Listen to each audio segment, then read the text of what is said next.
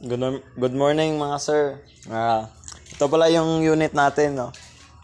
Z2R.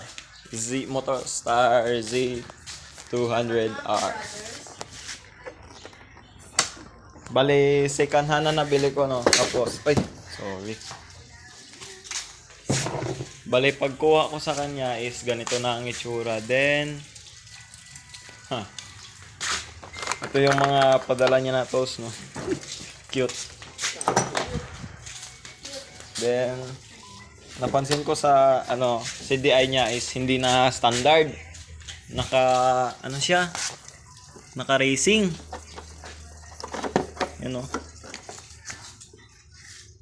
Yan po yung CDI niya. No limiter. And then, ang kanyang carburetor is naka flat carb. Flat carb na 28. Hindi makita. Yun. Basta naka flat carb siya. Then battery 4L. Tapos ang niya is hindi na standard. Na siya?